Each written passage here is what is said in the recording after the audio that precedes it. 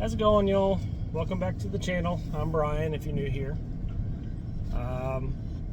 If you're not new here, last time we left off, I believe I just blown the back apart again.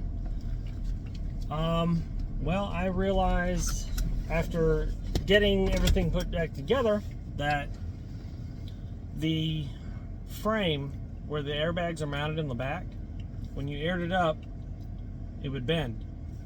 So I had to bend it back into shape the way it should be. I had to take everything back apart, and I plated the back portion of the frame where those bag mounts reside, all the way up to the notch and tied into the notch. So that's taken care of. You'll see that upcoming in the videos. It's probably going to jump around quite a bit just because it's been a hectic few weeks. A couple weeks ago I had a medical emergency with my mom. She's fine, she's home, she's taken care of. But because of my mindset and worrying about her, I haven't really focused on recording. I've been kind of getting in the shop to kind of get my mind off of the stress. Past couple weeks I've been coming home after work, and Dewey Dog's been out in the yard with me, and we've been working on the S10 together. Last night I was in the garage until 10 o'clock at night. Pardon me. But that said, I just got back from the parts store, and I've got my idler arm, and I picked up some paints. But you're sitting there probably asking, wait a minute, Brian, what do you need an idler arm for? You haven't touched the front end. Yes, I have. You'll see that in the video upcoming. But for now, I just want to go ahead and apologize to y'all for the video jumping around as much as it's going to. So let's get into it. Okay, so we're back at the house. What I did yesterday is I had the excuse me, the airbags mocked up and everything. If you've seen the short, you'll see that it was on shop air. The only issue I found was when I was airing it up, even with those 1/4 inch plates there, it was causing this portion of the frame to actually bend upward. So what I'm doing is I'm making plates so that I can box the frame in. And I left a couple holes, one hole here to access the bolts for the airbags, and a hole here to access these two factory holes, which originally have rivets through them for the cross member that has the shock mounts and everything on it. So I left those there so that so I could make a bracket that comes off of here down a little bit and across over here to those, so that whenever I mount up this Blazer gas tank, it'll be a bolt-in solution. You'll notice that yes, the plate is dished a little bit. That is so that I did that on purpose. I actually took a hammer and beat the crap out of all that. But I did that because whenever I design this, I want to stick to factory frame dimensions for an S10. I don't want to go into, is it modified? Do I have to add X amount of distance? I want to be able to say, yes, it's bolt-in. That way, if I decide that I want to start selling this, if I want to start making a kit and selling it, I can, and I don't have to worry about what other people have going on. It will be a bolt-in for a factory frame. So again, I don't know if I'm going to actually take that on, but we will see. We'll see what the interest is like. Because I am starting to get better with my TIG welding. I've got a long way to go. I could MIG weld it. I MIG welded all of this. But yeah, we'll see what happens. Okay, so this is the template that I made for the right side. You see the R. Take it, flip it over, left side. Bob's your uncle. What that is, that's a product called Ramboard. You can buy a roll of it for like 60 bucks, 60, 65 bucks, somewhere in there. That will last me my whole lifetime. So definitely recommend it. It's kind of like a cardboard wall and flooring protector. It's kind of thick, pliable, easy to cut. You can cut halfway through it, fold it, whatever you need to do. So I'm gonna get that cut out, cleaned up, and fitted onto where it goes on the frame. I'm not gonna weld it in just yet. These are the dog bones I was telling you about. I, in my infinite wisdom, painted them and assembled them because of two reasons. One, I was dumb. Two, that's a muck bushing. I've explained this to you in another video, but it's aluminum. It is the same size as these. That hole is also 9/16. That is not 9/16. This goes into the lift bar portion of the setup. This goes to the differential. I don't have these in 1/2 inch, so I could not use those. So I just had to wing it. So what I'm going to do is I'm going to cut right here in the middle, and I'm going to cut a section of this, probably 1/2 to 1 inch, and extend both of these. I will very likely TIG weld them. One, I need the practice. Two, I know I can produce a halfway decent weld, even if it's not pretty. A good enough weld that it will be structurally sound. So, given that, what I'm going to do is I'm going to cut that out, get it cleaned up, and I will be right back.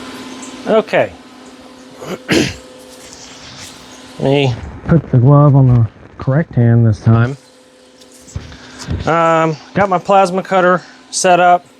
Let me set these glasses over here. I will be temporarily blind. They'll be safe there for the time being. And I'll put these on.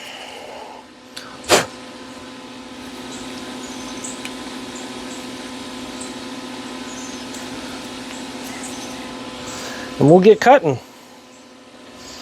Compressor's on. Plasma cutter's on. Ground is there. All right. Let's get going. Maybe. If I can figure out there we go. More gooder.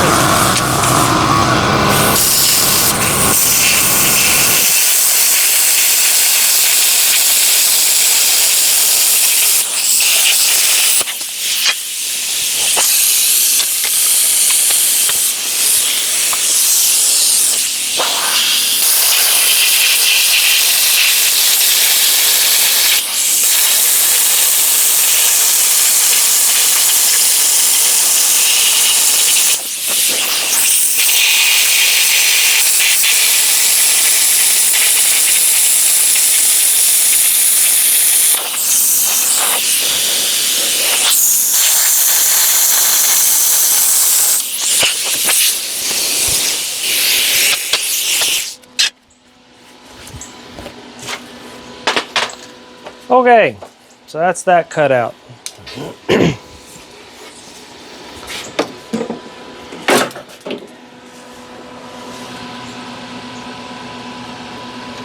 Where's my switch? I had to figure out some other kind of arrangement I got here. With having such a large welder, it's kind of hard to place things, but I love that welder. That's the best welder I think I've ever used in my life.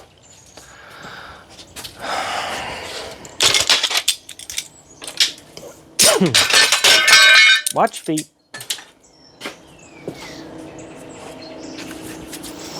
Gravity works.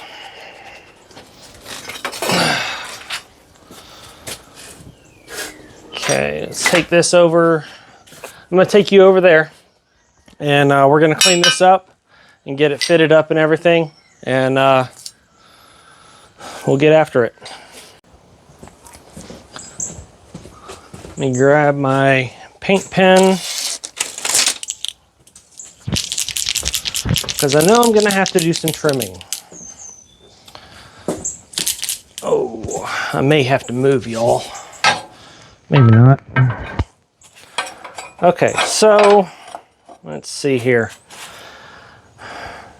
That is okay.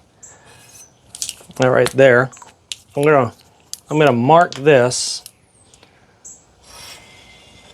right where that edge is, so I have a reference point.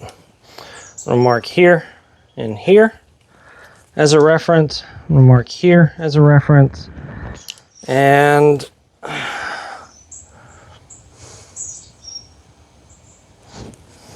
we're gonna go to about, oop, get back up there. I'm gonna go to about here with the old eagle eye, as Puddin would say.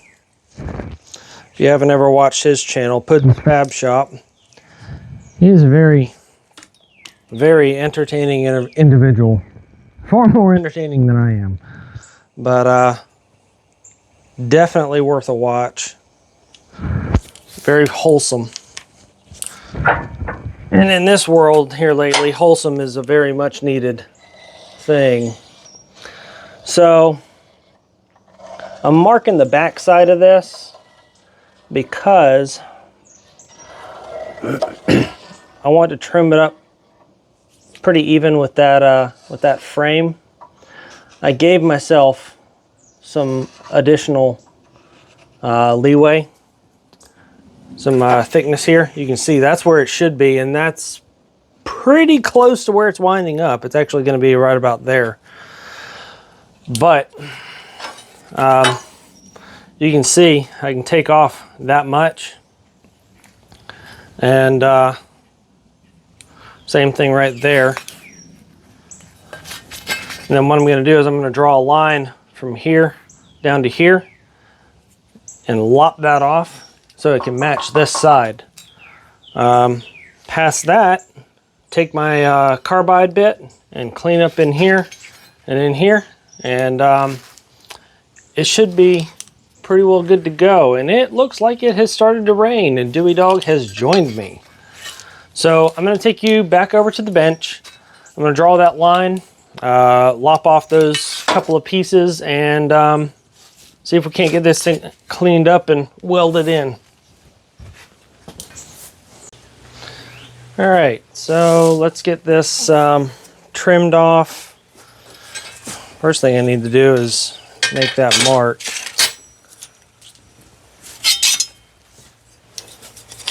Doesn't have to be any kind of particular perfect angle, but just got to go from point to point.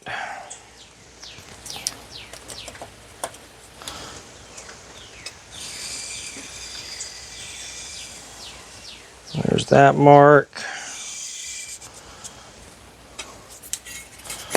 All right.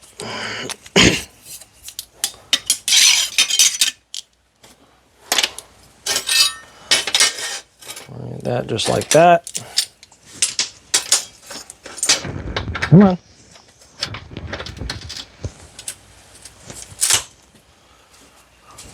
That'll hold that. All right, Pup Pup.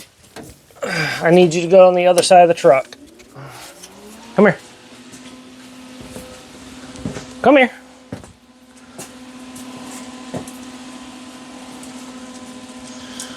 Good boy. Can you lay down? Lay down. Lay down. Good boy. Thank you. Stay there.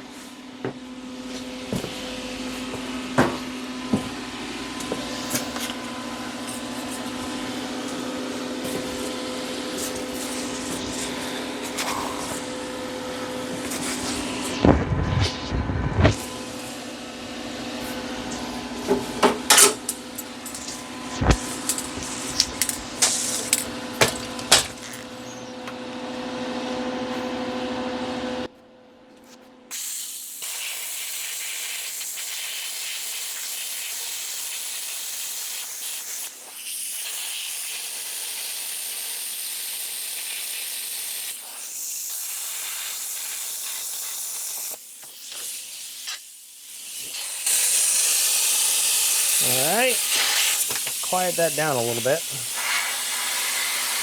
And it's still loud. Stay. All right, flip this over and we'll cut those two slivers out. And we should pretty much be ready to clean up and fit this.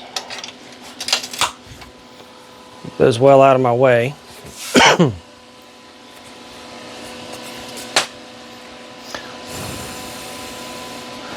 This rain, it's gotten very, very humid. The glasses are fogging up again.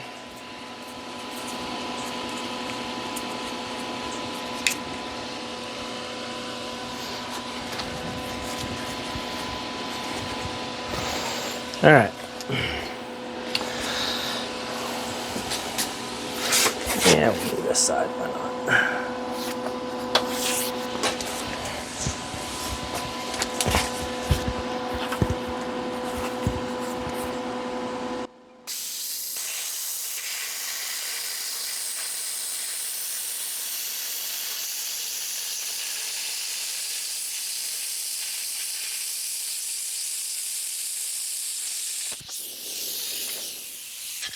Woo, spicy. Yeah.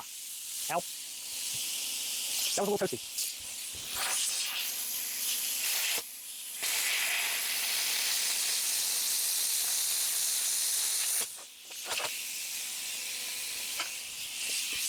All right, that should be all the plasma cutting we have to do. That's gonna run for a minute while it cools off. And there's smoke. There we go. Get off the lid. All right.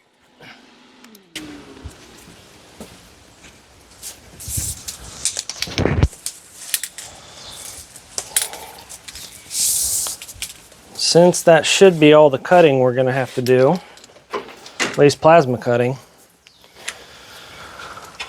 go ahead and put all this up. Okay, some footage screwed up. My phone, for whatever reason, decided it wanted to just not record. So I cleaned up these edges here, here, and here. I'm definitely going to have to clean up in here and in here, but that's going to take a deburring tool. So what I'm going to do is I'm going to take you over there and we'll make sure that this fits up nice, and then I'll work on cleaning those up. You'll have to excuse the mess because of the rain. I always have to push my mower and all the other crap I got laying around in here outside so I have room to work, but you'll just have to endure it. That is not what I wanted to do. I wanted to add some. It should have been like over here. I was very, very dumb.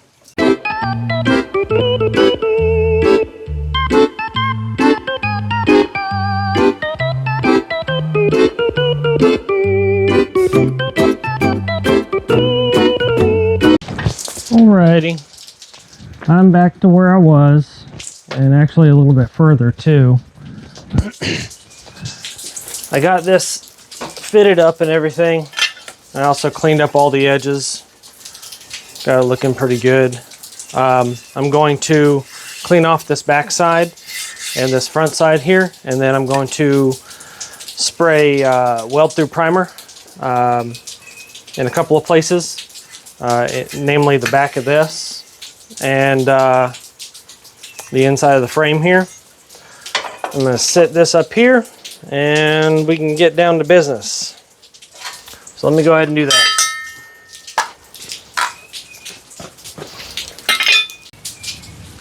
So what I'm going to use to clean this up is a surface finisher. And if you've never used one or seen one, this is what they look like. I got this one from Harbor Freight on sale. I think it cost me $100. But basically what it's got is a big abrasive drum here, and it's variable speed. And really the best way for me to describe how it works is just to show you.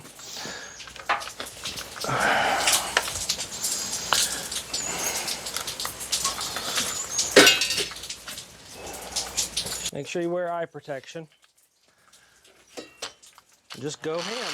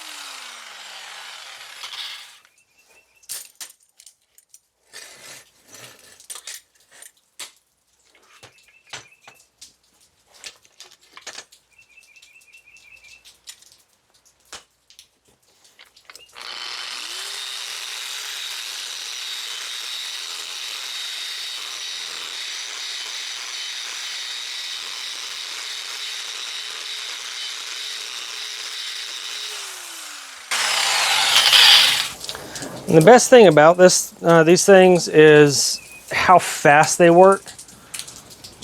I got the vast majority of that mill scale and paint off of there. But let me show you what it does to this rust.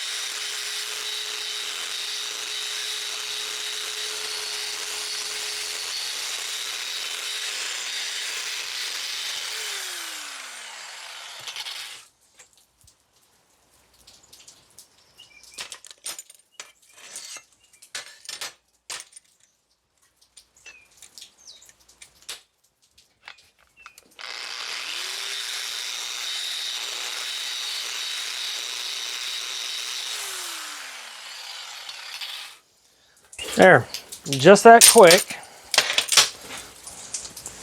you get a good workable surface. You can MIG weld on that all day. So that's how that works. It's one of the better tools that I've had. You can use it on body panels, stuff like this, whatever you need to refinish. I may go over my my welding station with it after I'm done with everything today. But if you do use it on body panels, be careful. It'll put a lot of heat into that panel real quick. So you definitely need to move around a lot or keep low RPM. All right, I've got this thing sprayed with weld through primer and pardon me.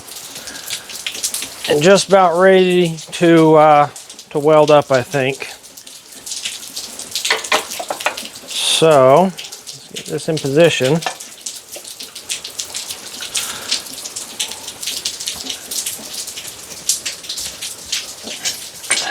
We'll use this to hold it.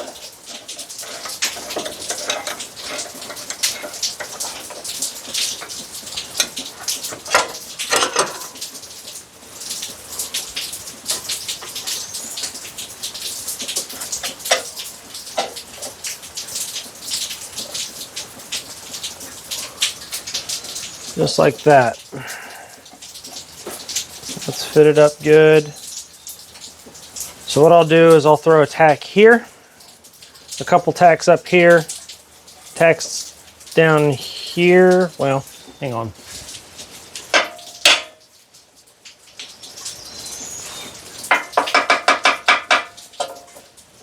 Yeah, tacks along here, a couple here, one there.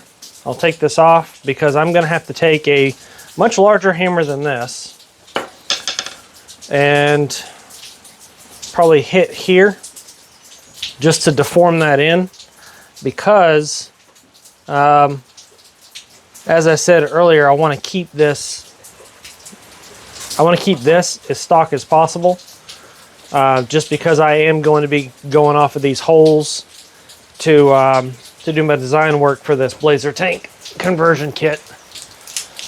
So let me get my welder set up and we'll get cooking.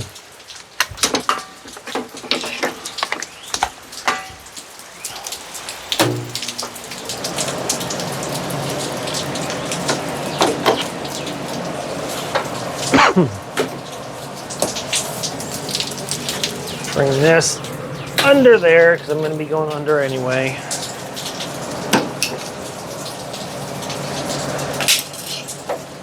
And this we can just clamp to there.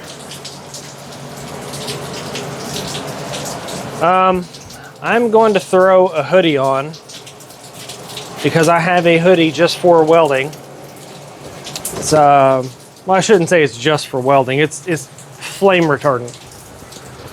So it makes for a safer welding experience. Give me just a second here.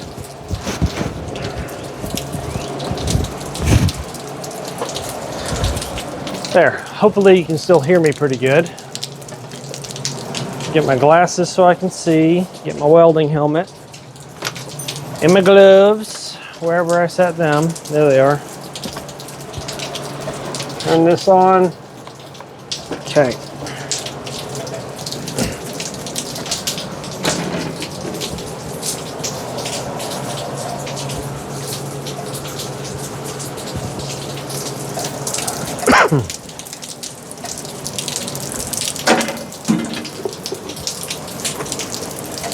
It would be so nice if it wasn't raining. I wouldn't have that mower there. All right, let's get these tacks in and get cooking.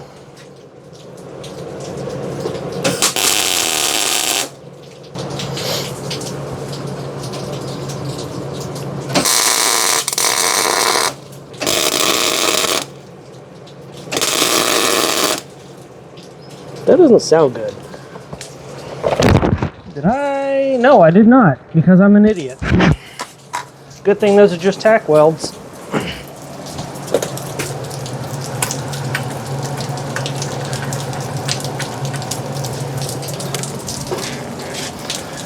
The typical YouTube fabricator / automotive guy mistake, not turning your gas on.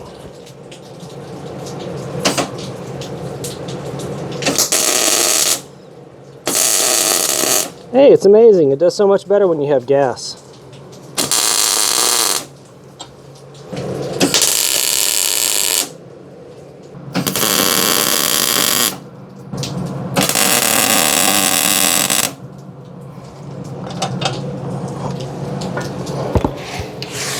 All right. Now, I'll take this off.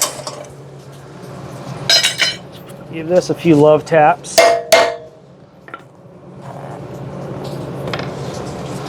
Let me get my bigger hammer. Hammer.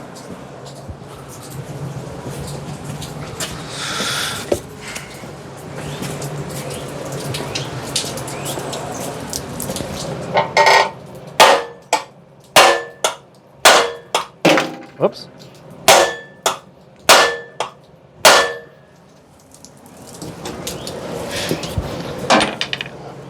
That's gonna need a little extra help getting back into shape.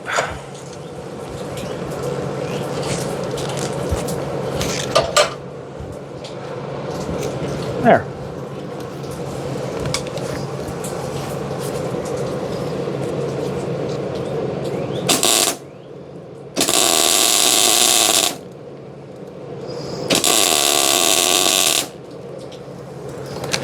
Big old fat tack weld. Okay, we'll do the same here.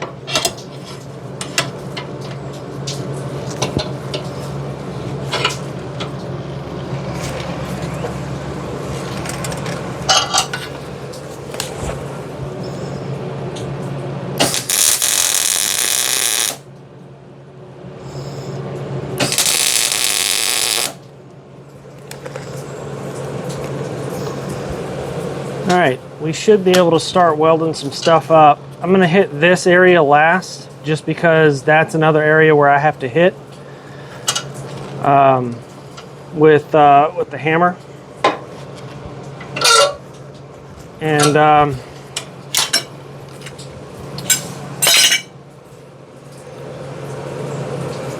yeah, should be pretty straightforward.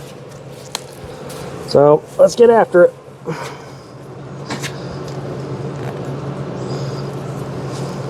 See if I can get a good angle on this. Probably not.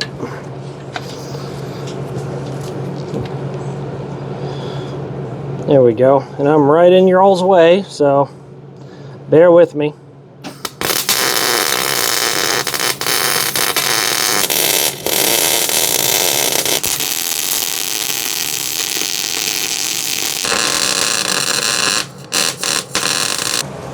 All right.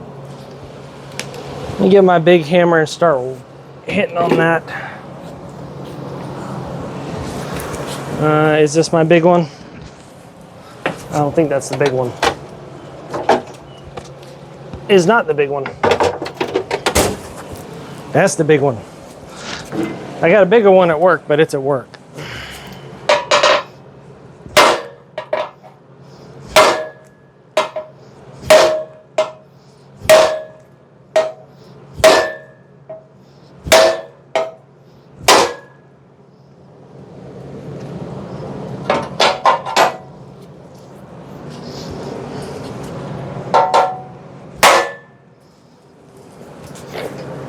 All right, now I can weld that up the rest of the way, and definitely hit it with the grinder, because it is horrible. I definitely did a much better job on the other side, but oh well.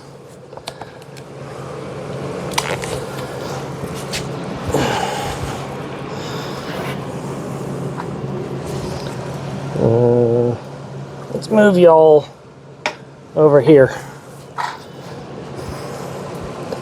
Y'all aimed right. Nope, wrong way. There we go. More gooder.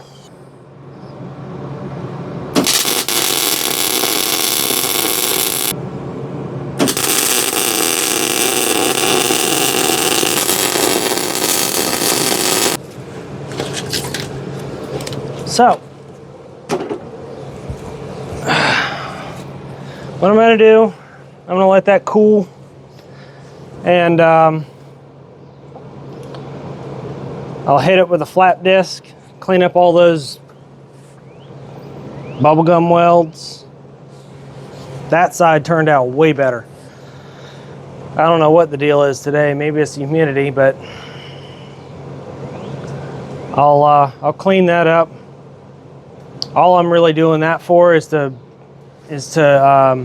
strengthen down here, just so it doesn't bend up, and give this a little bit of reinforcement.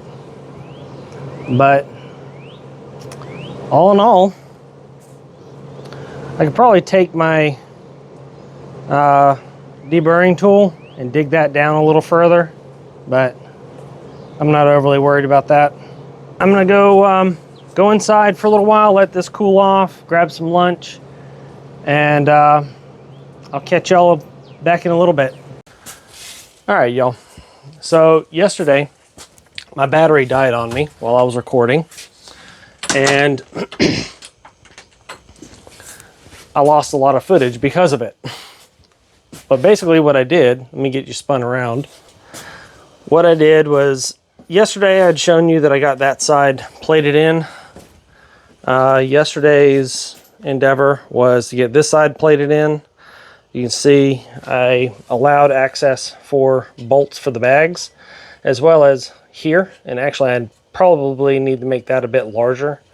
But I left access right here for these bolts because I'm going to use these bolts for the gas tank crossmember kit that I'm making. And today what I did was I got that bag and the other one kind of loosely bolted in.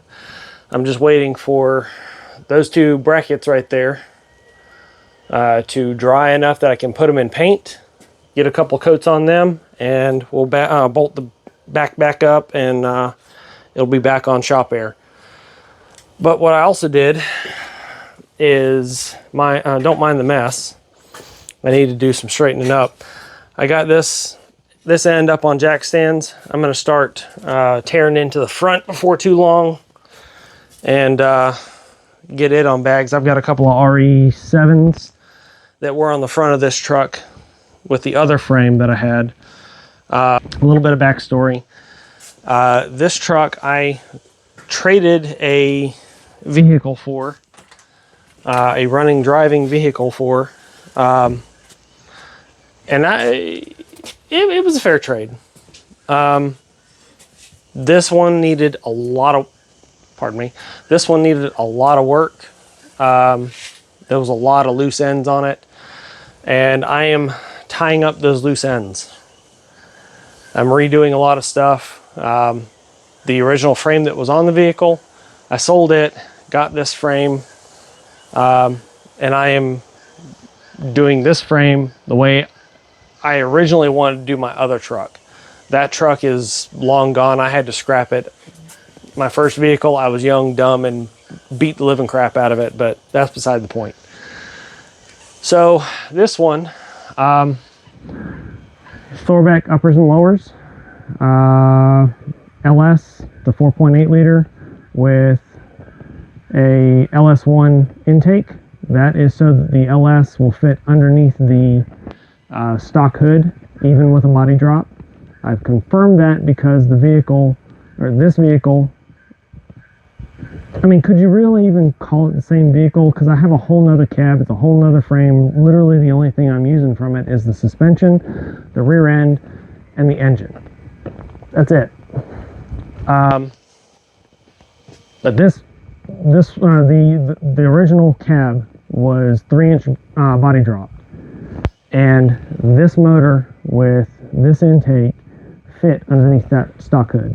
So I know I'll be good even when I get ready to go and body drop this in the future. That's a long time in the future. But yeah, what I've got to do, let me spin you around. What I've got to do is I've got my mock-up airbags that, and I'll post the link in the description for the file for these. These are 3D printable mock-up airbags. This is the same diameter as an RE7 that has been collapsed, fully collapsed. This right here is an RE6. Actually, no, that's not an RE6. That is the same size as a Dominator 2500. You can call it an RE6. It's a 6-inch bag, collapsed to about 2.8 inches. That's around that's around what most manufacturers specify for their collapsed bags. So what I'm going to do is I'm going to bolt that to this cup, and I'm going to use that to mock up where I need to cut and everything. I have a rough idea. It's probably going to be cut like way up here and a little bit in the back, just because it is a 7-inch bag. But the good thing about RE7s or the RE series and now the SS series from Slam Specialties is they are a non-ballooning design. They don't change in diameter. So when you get a 6-inch bag, it stays 6 inches throughout its travel and throughout your pressure ranges. So I'm going to go ahead and knock that out, and I'll bring you back here in a little bit. All right, y'all. I still have those pieces drying. I have one coat of black on them. Meantime, I have been doing some cutting on the front. So what I did is I took the lower control arm off and moved the upper control arm up out of the way. And on these S10s, if you're unfamiliar with what you have to cut in order to put a bag in here, there is, let me find it, this piece here that sits in there just like that, roughly. Sits in there just like that. That comes out, and just so that I can figure out where I need to cut, I've cut this out of the front. That's still hot, but this piece right here went around this perimeter right here on the front. But on most of these S10s, you need to cut clear where everywhere you see that's white is where I'm going to be cutting. I've got to cut quite a bit further back than most because I am using RE7s. They're a 7-inch bag. But on most S10s, you got to cut around, and let me get up off the ground here. You got to cut clear up around here, and I may have to go even further than this out to either side. This high should be plenty high for an RE7, but I just wanted to show you how much you got to cut out. So I'm going to go ahead and cut this section out right here, just so I can get more of an idea of where I need to go, and I can start putting that. I can actually fit that in that hole right now, but I'm going to get that out of the way and start figuring out where I need to trim out more. What's going on, y'all? Well, last y'all saw, I was starting to cut out the spring pockets on this. Well, my camera had different ideas. All of the footage that I have after what you just saw, gone. But I can walk you through what I did. Basically, what I did, as I showed you, I marked off all around here, and I cut all around here and inside the spring pocket. Rule of thumb for this is just kind of be conservative. Go slow, take a little bit at a time, don't go wild. If you go too far, you'll know it. You'll get into that weld that's on the back side of the spring pocket here, and you'll have to weld it back up and then smooth it out like I did. But as you can see, I've got everything together. I freshened up my spindles and my rotors, cleaned them up, sandblasted them, took my rotors in to work with me and turned them. I've got my steering box on. That's a manual one for now. I've got a power steering box sitting over in the corner. But I've also got my little Shop of Horrors steering kit on there. So this thing will be set up to hold an alignment pretty well, hopefully. I did get everything together. It'll support its own weight on Shop Air. and I kind of preset the toe a little bit as best I could with a tape measure. It'll be good enough to push it around the yard for now. But I can't air it up right now for you because I'm currently doing some fabrication and design work on this Blazer gas tank, as I keep raving about. But as you can see, it's going to be pretty straightforward. I'm going to send the file for these off to Send Cut Send once I make a few modifications to them and double check that they're going to work. But as you can see, it's going to be bolt in there, and it's going to be a crossbar across there, and you'll still have room, if you've got a notch, to put a crossbar between here and your other side of your notch and run shocks. So there's still enough room for that. You've got, because this is only 1/8 inch wall, it's not going to be anything like super crazy stout. It's not any like 1/4 inch wall or anything like that. So whenever I go to put in a bridge bar, that's going to be quarter wall. Yeah, pretty straightforward. Okay, so I'm going to end this one here. You know, if you've made it this far, make sure you leave a like, subscribe, leave a comment, let me know what you think. You know, I'm always happy to have a conversation with y'all. I'm going to continue on with this Blazer gas tank, see if I can't get some footage of that for you, and that'll be in another video probably in a week or so. But yeah, I tried to get this one out kind of quick to you, but life intervened. So I'll catch y'all in the next one. See ya.